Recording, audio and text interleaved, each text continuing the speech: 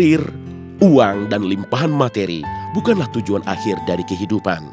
Karena semua itu hanyalah bunga-bunga keindahan saja.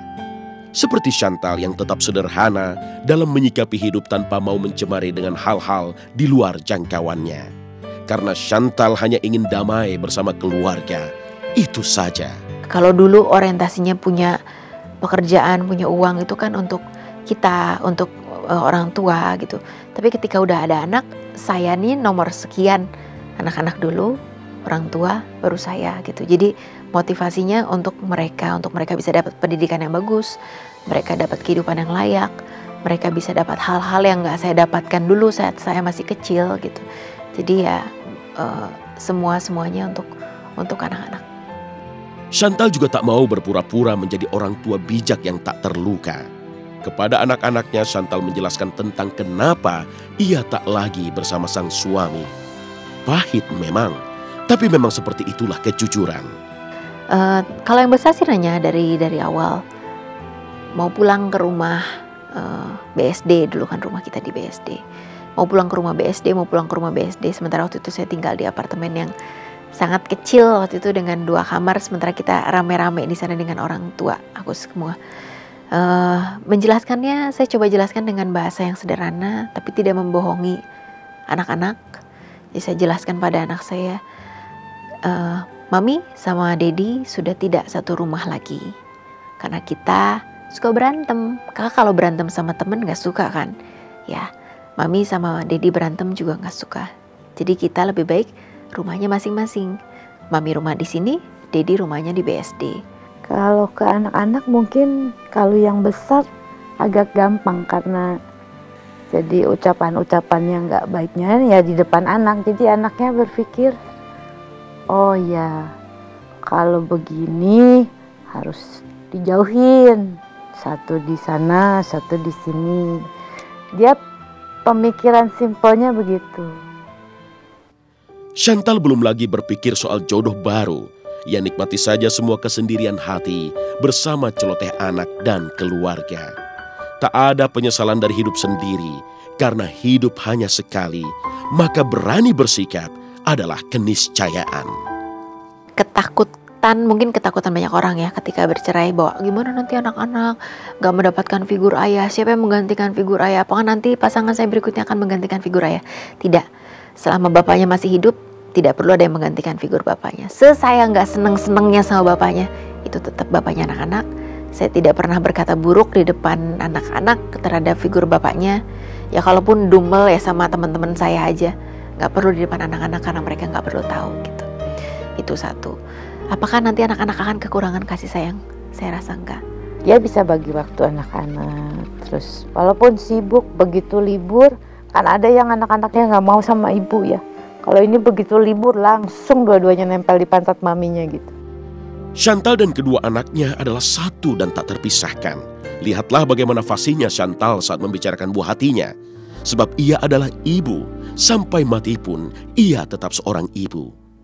Trevor itu karakternya visual auditory. Jadi dia bicara dengan cepat. Umur 1 tahun dia udah bisa 1 kata dengan jelas. Umur 2 tahun dia udah merangkai kalimat, udah bisa ngomong panjang lebar. Kalau sekarang udah gak tahu dia nanya apa aja, udah panjang lebar, baru ketemu sebentar dikenalin sama temen aja udah ditanya-tanya segala macam. Itu Trevor. Orangnya tapi karena auditory dan visual, dia memang anak dalam ruang, lebih senang berada di dalam ruangan. Anaknya gemuk karena memang sesuai dengan kriteria dari auditory dan visual itu. Kalau Maisel itu anak kinestetik, dia anak yang senang bergerak. Dia merasakan atau belajar sesuatu itu dari gerakan-gerakan dengan menyentuh, dengan mencoba. Itu Maisel anak kinestetik. Secara bicara tidak selancar Trevor, tapi secara motorik dan keberanian jauh lebih besar. Jadi memang punya karakter yang sangat berbeda. Sikapnya sama anak-anak sih baik. Tapi kalau misalnya salah juga dia kasih tahu.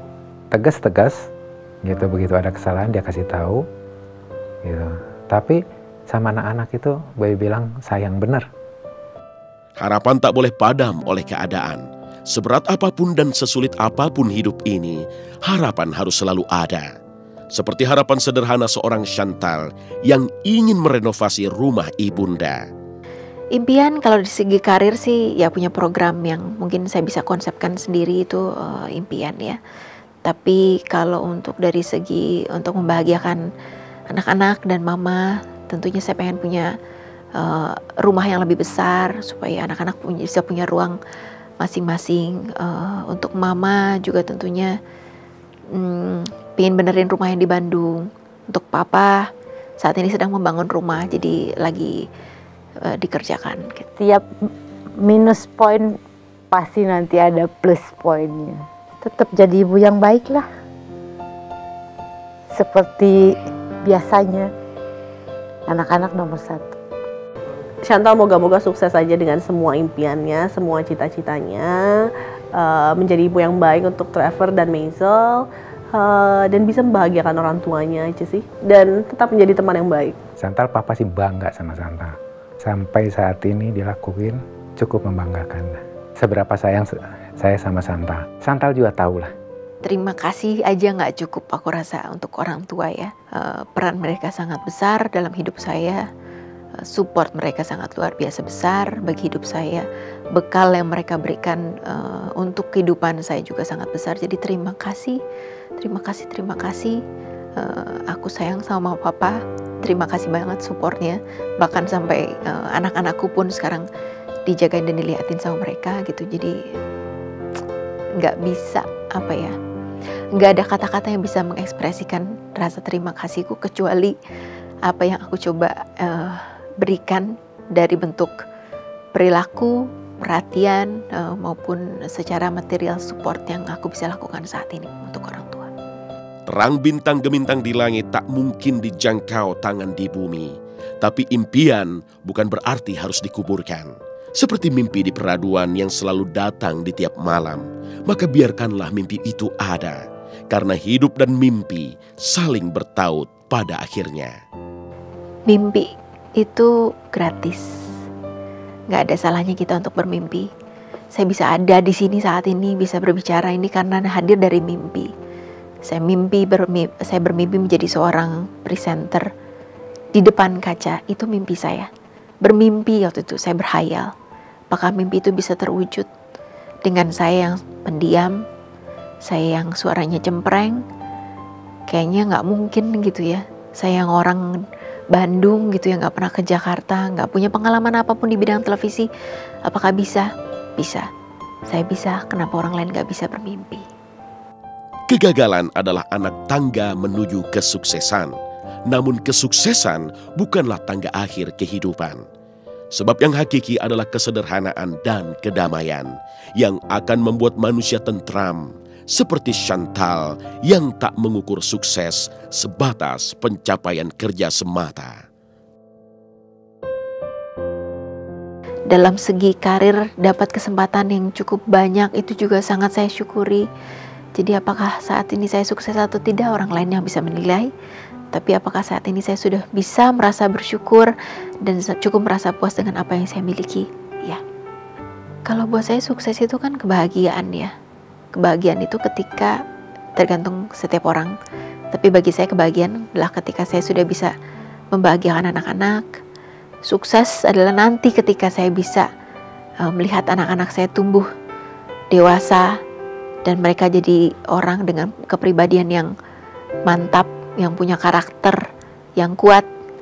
Itu mungkin saya bisa mengatakan saya sukses mendidik anak-anak. Tapi secara karir ya kita jalani aja.